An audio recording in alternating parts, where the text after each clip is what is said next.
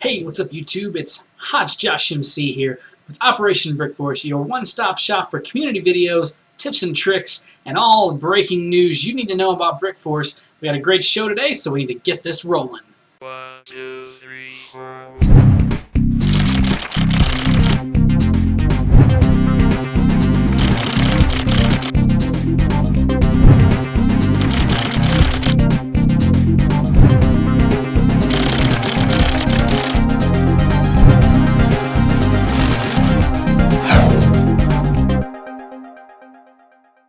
First things first, guys, I wanted to point out the new set behind me.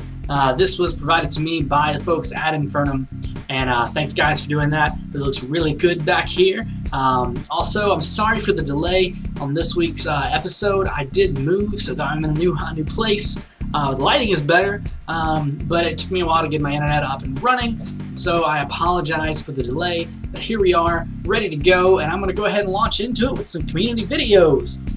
The first community video comes from Joan Michelle today. This was sent to me on my YouTube account, and it is an awesome new map. I'm just going to be kind of telling you a little bit about what they told me about the map.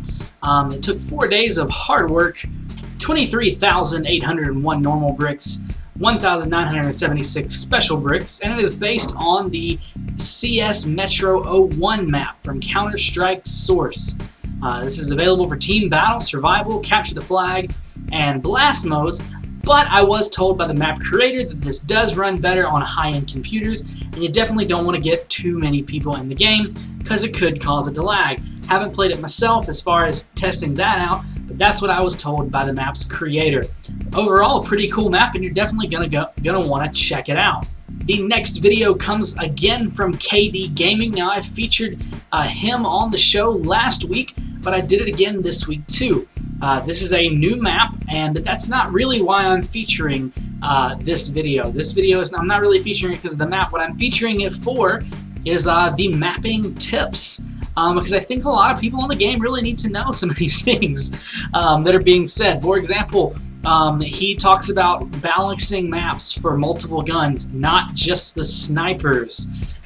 He also talks about a bunch of other things, so definitely go check that out. If you're into map making, please check out this video, because it does have a lot of good tips for people that are just getting into maps, and I think it will, if people will follow some of these steps, player-made maps will be a little bit more fun to play rather than the headache they can be sometimes right now. The next video comes from Free MMO Gamer, but also they also go by mmobomb.com. Now this video is a pretty long video that apparently is going to be a weekly show. And I gotta say, I got a thing for weekly shows. But it is pretty cool. It's a couple of guys playing BrickForce together. It's a lot of fun to watch. They have a lot of fun playing the game. The one I watched, they were building a map. So you're definitely going to want to check that out. And apparently stay tuned every week, because they're going to be doing it weekly. It was a lot of fun. I enjoyed it. So definitely go check it out. Tell them I sent you. Well, that's all the videos I had this week, but I had some other community things that I didn't really know where to put, so here they are. The first thing, and really the only thing this week, is, boom, BrickForce Papercraft. This was sent to the folks at Infernum by Leo Pomeroy. I found it on their blog.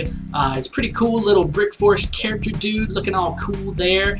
Now, you may be saying, I want to make one of these. Well, you can, because boom! There's the template for it. You can download it and make your own BrickForce Papercraft. So guys, be on the lookout not only for community videos, but other things in the community like this that I can be featuring on the show. And shout out to Leo Pomeroy for this awesome BrickForce Papercraft. Moving right along, guys, we're going to go into some tips and tricks. The first one is a simple one that I didn't know about.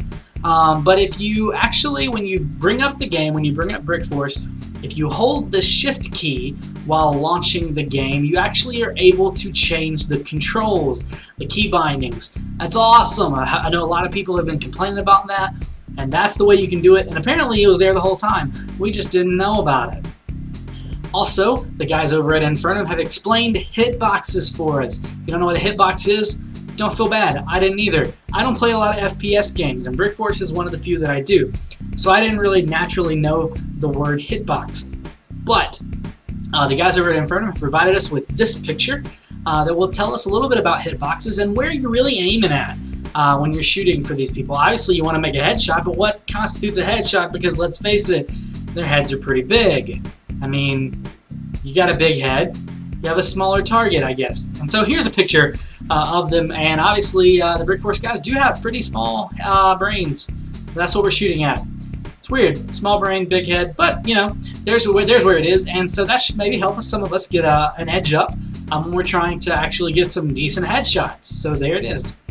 Alright guys, it's that time for your BrickForce news. The biggest bit of news I have for you this week is that BrickForce has been patched. We have a new version, and there's a lot of new things. I won't go over all of them. There are lots and lots of bug fixes that were applied, and you can go to the link down in the description. You can actually read all of those. But then there were some updates, one of which was item decomposition has been added to the game. So you can decompose a weapon, you'll receive brick points. Decomposable items are marked with a hammer icon in the top right corner of the weapon icon. Rare items from the random box or other items without the hammer icon are not decomposable. That random box has been added. Emblems and background images has been added for the clan mark. Weapon slots can be rotated with the mouse wheel. Thank you! I've been wanting that since I started playing this game. So now you can rotate your weapons with the mouse wheel. So those of us coming from Minecraft will feel a little bit more at home. Reload function has been added, and it's now possible to turn on and off the radio messages with the key slash on a US keyboard layout. So there's the feature updates, and if you want to check those out too, you can always go to the link down in the description to the forum post where I found the change log, and that'll tell you all the updates that have been done. Okay, now the next thing I want to talk about is something that I was going to put in community videos, but I've decided to move it here because it's more of a news thing. So we're going to bring it up here. This little video was sent to me by someone who said they found a hacker in the game.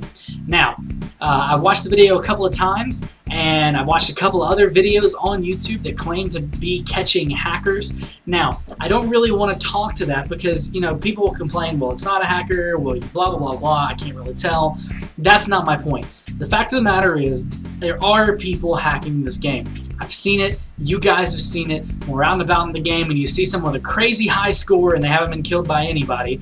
You have to be asking questions. Also, I've had some times where I've been shot from around walls. And at first I attributed it to lag, but it can't all be lag.